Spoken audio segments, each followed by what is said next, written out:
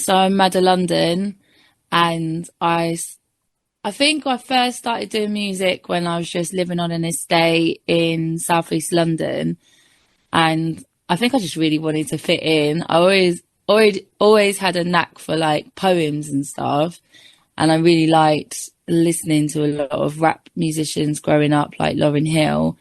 And yeah, so I just started rapping on the estate with a bunch of guys and girls, and um, someone that I used to rap with actually went on to be quite famous. So it's quite a thriving little community that Well, we look, had I can remember of sort of just hanging around after 1990s. school doing rap. If you go back to like 90s, actually noughties, there was a sort of I mean, there was some really good, very political, edgy rap, and it all sort of seemed to get kind of that start getting pushed out, and there was as a kind of almost like establishment version of rap, then start get became circulated on the radio, etc. So, can you just take us through some of the influences on you, people you'd recommend as real rappers? Yeah, I don't know. I got brought up listening to grime. So when grime was, I suppose, making it big, like More Fire Crew and Pay As You Go Crew and Miss Dynamite, I know she was more garage, but I was kind of growing up listening to that. I didn't necessarily grow up listening to some edgy political rap other than Lauryn Hill. Um, I just listened to a lot of mainstream stuff, to be fair. I was from Essex. You know, I was just on the council estate. I wasn't that politically enlightened at the time. I I feel like politics happens to you when you're living on a council estate rather than you happen to politics. Yeah, it was only later, much later on in life, I became politically aware. Yeah, so at the time, yeah, I wasn't, I wasn't Well, look, politically okay, aware but I at mean, all. how is it you get But from yeah, I suppose. listening? How do you get from listening to stuff to actually thinking, well, actually, I can make a go of this and start producing something yourself? Because that's a bit of a leap, isn't it? Yeah, that was a very long road. So, like, at about 14, 15, I was homeless. And then I had a lot of struggle. I had a big gap in music. I didn't take it seriously at all. I just like to kind of rap every now and then, just make up little songs to myself. And then I went to uni. I managed to get to uni, as I mentioned to you earlier, by doing an access course. And I just randomly chose to do a philosophy degree. I thought, why not? This is like the farthest thing from my life. And what I'm actually able to do. I was rubbish at English. I couldn't really read very well. You know, I could read, but I wasn't well read, I suppose. And yeah, so I did philosophy, and then it was like loads of posh boys, and they just one of them gave me a guitar, and then I started rapping to guitar. And then someone was like, "Oh, that's punk." And I was like, "What is punk?" I didn't even know what punk was. This is me at like 23. I had no idea, but apparently I was punk. So I then was like kind of becoming politically more educated, like around like these guys that I used to hang around with, go to spoons with, and they would talk about politics. And I'll be like, well, what's left and what's right? Other than what's on your hands. Um, and yeah, so the boys after school educated me because it was philosophy. It was mostly boys, like white boys, which was complete contrast to living in Plumstead. You know, grew up in a predominantly black area, I suppose, black and Asian. So like those things fused together, and with like my life, you know, just as a eldest girl of six, my mum bringing us up on benefits and stuff. I suppose that concoction kind of gave birth to me. And Hello? what about your how you actually put these songs together? You obviously start scribbling away. There may be backing tracks and things that you can use to rap over and you use guitar as well. How do you actually produce it? I never really used anyone else's backing tracks. I would just sit there with the guitar, and yeah, I would just start. I would kind of maybe think of an idea and think of a riff in my head. And with punk, it's just like very basic. You kind of, you know, and grime, they're both off key as well. Like my music knowledge wasn't very good. And yeah, I would just start writing, then try and do it to the guitar. I think you get a bit of inspiration, don't you, about things in your life that you're thinking about, and then maybe you just think of a little hook, and then off you go. Really, I don't really Well, I mean, have I know when I've done method to the articles, madness. I had a column in the past. You start off with just one idea, which is a sort of almost like a seed, and off it goes. It almost like sometimes writes itself. Do you feel like there is Yeah, something a bit like that where you know it's almost like you're trying to express something and it kind of comes through you somehow. yeah. I feel like it is a bit of divine inspiration. It's just it comes out of nowhere. You could just be like in the shop on the toilet, and you're like, oh. I think I wrote a whole song in my head the other day, and I just didn't manage to write it down. But as I was just walking and I was thinking about something, I think a lot of artists, maybe they're very introspective and a little bit detached sometimes as well. But you get this urge. It's like an urge to write a song, and then you kind of you think of some kind of maybe techniques along the way, you know, in your songwriting to try and employ to kind of make yourself a bit more versatile. But yeah, Like, that's look, it. you've done I your, did start learning to make beats as well. Someone was trying to like get me to come and work with a producer, and that's when I first learned about, you know, the process of making beats. And I decided that, you know, it was quite expensive, and I didn't really want to be shaped by other people's ideas, even though sometimes that is good. I kind of wanted to be the leader in my own band of things. And yeah, I started learning to make beats on GarageBand. At first, somebody showed me, my mate Sean, who's actually turned into a Zionist. So, yeah, weirdly, because he was very much in like kind of left, maybe even middle left. But yeah, I started making beats and then putting out demos. And alongside, whilst I was doing that, I ended up meeting a few people and forming a band called Bang Bang Bunny. right. So, can you just tell us a bit about the Mada Ldn and also Bang Bang Bunny? What's the difference between these two things you do? So Mada Ldn is my solo project, and it's more kind of based around electronic music, whether it's kind of grime or whatever concoction I come up with when I'm just messing about on Logic. I'm not like formally educated in music production or anything like that. And I'm very stubborn. Like I find it hard to sit and listen to like YouTube videos. It's just me going a long way about things, going, what does this button do? Oh, I like this sound of that. And then, yeah, I'll just do that and then write a song to it, write some lyrics to it. I can't think which way round I do things. I don't think I've got a set formula, whatever. But yeah, so that's a more electronic project. And then because I kept getting people telling me, oh, I'm punk, you know, I just thought I'll try that route and go with live instruments. And I was at a festival, I think it was Equinox Festival, and I was there teaching music production actually with a project I was doing, because I realised that only 2% of females are 2% of music producers are females. So I tried to start a little project with my little distracted mind. And I ended up, getting a gig at Equinox, not doing very much. But I met somebody there called Tom, and we were both around this fireplace. And the night before, I was at something called Larry's Lounge, where it's like a live jam session. And I tried to kind of have a little sing along. And this girl was really mean to me. She was like, you can't sing. And I was like, I don't sing, I do punk. And I was a bit down about that. So I ended up meeting Tom, talking about it. And then we ended up having a little jam on the fire.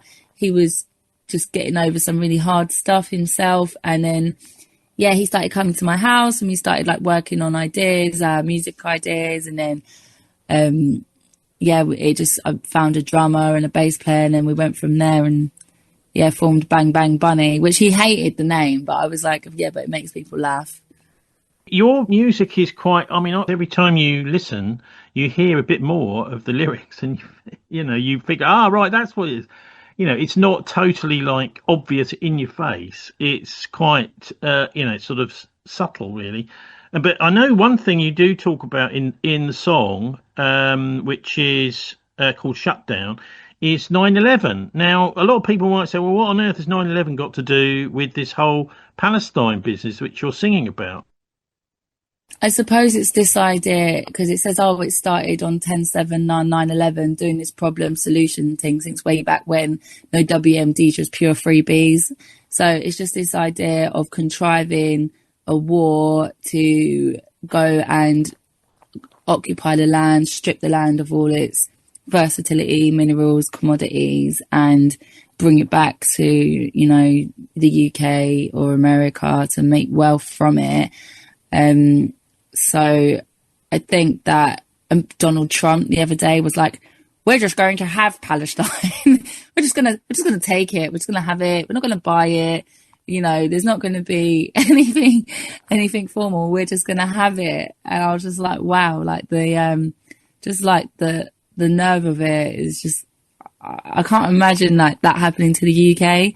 We're just going to have this now, Maybe, so I think, maybe they've already got it. The history of, that's basically what it seems to be happening, doesn't it? Like America funding, the Zionists to go and kill Palestinians, and whatever's left over they take for themselves, and it's just become more and more encroaching over the last 75 years, and they've just become more and more bold in their sentiments of saying, we need to get rid of Palestinians, basically, and it just sounds more and more horrific.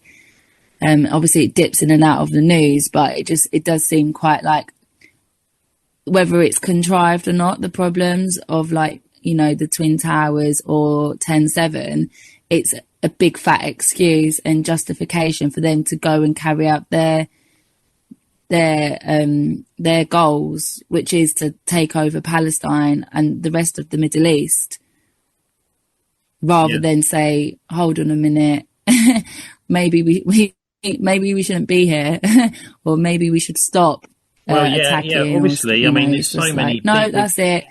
Yeah, there's been so many people killed. It's unbelievable they're carrying on, but they've obviously got some sort of a mission. Now, if you go back to the 1960s and 70s, there was a very strong musical protest movement. In fact, it was, many of the songs in the charts at the time were very articulate songs about, what the hell are we doing in the Vietnam War, etc. Nowadays, the music seems very much more subdued and controlled. I just wonder what you make of the scene, and if you think there are any good sort of shining lights out there that people should be made aware of, because it seems to be mostly this anti-war stuff is being suppressed. Well, it's difficult, isn't it? Because people aren't a religious or a political or, in the music industry. People have their ideas and agendas, and there are certain people in power that do sway, and they're not Palestinians, are they? They're not Palestinians who are, controlling what is in like the mainstream music.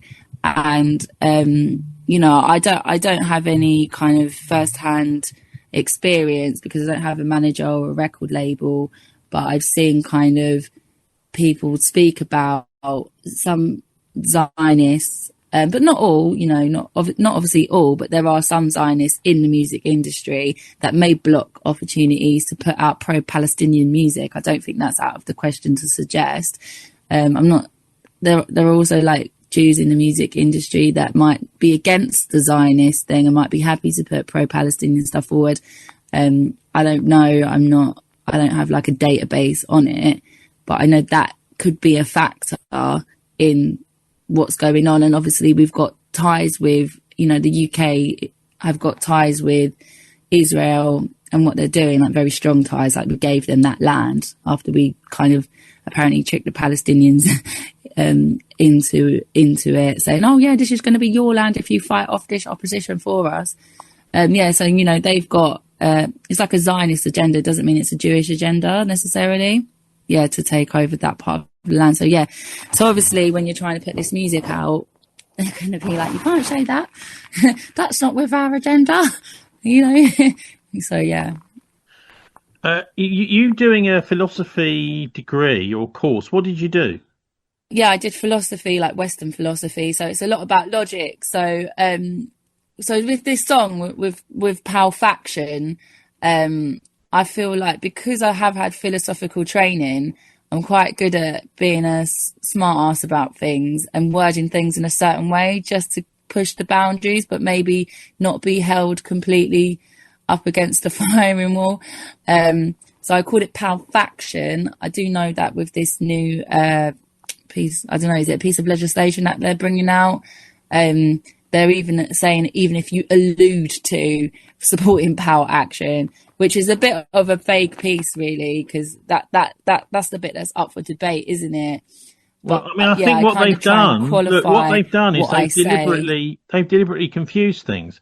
So, for example, in the court, the judge, when he ruled, whenever it was last month, about banning Palestine action, he said, well, that doesn't mean to say that you can't advocate for Palestine action to be unbanned.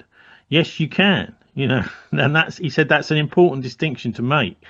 So you know, what they've done is they've created. Oh, I didn't know about that. They've created a complete nightmare for themselves. Not only that, the Chief Constable of Metropolitan Police, Mark Rowley, and Yvette Cooper have both lied about what Palestine Action have done. So this has nobbled various court cases. Somebody I've been following, who's a Palestine Action supporter, who's been going to court. His court case has already dragged on for nearly 2 years. It now looks as if it's going to take 3.5 years because of the Met Chief Constable and Yvette Cooper both prejudicing his case. So the jury have been hearing things from these politicians, and the judge has said, well, that's going to prejudice the case, so we're going to have to delay the case. You know, so this is causing all sorts of mess. Yeah, I have a close friend who's pregnant as well, who has been involved with power action, and her court thing has just been dragging out. But I think it's like 2 years now. And then in the meantime, she's gone and had a baby, and it's crazy. And all this legislation has changed everything. But yeah, obviously they make it vague and ambiguous. I thought they were maybe making it vague to make it broader, like so they could the catchment net could be more broader to kind of scare more people and potentially put more people in prison for even being just kind of affiliated. So I thought that they might be doing that. Craig Murray this week has been leaked a report all about the lies that Yvette Cooper has been. We can say that because she can't sue us because it's quite clear she has been lying from the report. So this is an internal government report which says that the Palestine Action are this and that and everything else, but they're certainly not. The things that she has been saying and Mark Rowley's been saying are not in this report.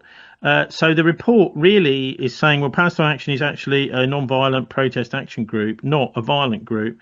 And so this is, I mean, Craig is doing, I think, an amazing job really in exposing just what this is, a government that is possibly one of the worst that they've ever had in this country, which is simply lying.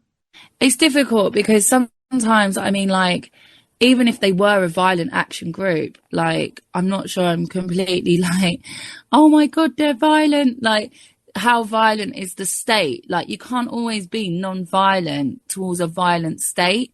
And, you know, I just like, yeah, this idea that, you know, we have to always practice non-violence. I don't think it's always achievable. If you want to go up against a state that's killing like how many thousands of people, and you know, they're cross borders, and you can't even speak out. Maybe just like coming together and plonking yourself somewhere isn't enough. Is it really going to stop people from being killed? Is it like, I don't know. Like, I don't know.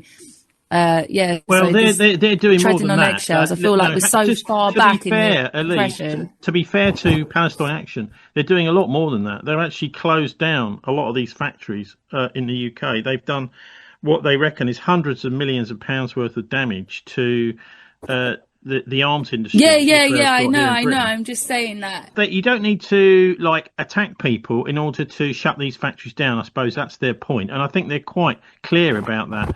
And even the government's internal report is clear. Anyway, do you want to just sum up and say what you think music and the movement can do in the future to stop governments being complicit in genocide, because it's getting pretty horrific and it doesn't seem to be stopping anytime soon. Yeah, I think you're right. Like with what PalAction are doing, I think it's really great what they're doing. They're shutting down the factories that create the parts for weapons, and I think that definitely needs to continue. I think people need to just carry on turning up in numbers and know that, the more people that turn up, the less likely they are going to be able to enforce this law or whatever it is coming out against PalAction. And yeah, just obviously keep speaking up and yeah, just keep turning up. Keep So turning what up, about don't let it you? rest. What about you? Are you going to Yeah. start? Do you support Corbyn, Galloway, or anyone like that, or are you going to start your own political party? No, I'm not going to stop. Do you want me to? I do. I've signed up to the Corbyn's new group because I do think he is. If we're going to be in this race, he's probably the best horse for stopping the war or the genocide in Palestine. Yeah, me myself, I'm a single mum.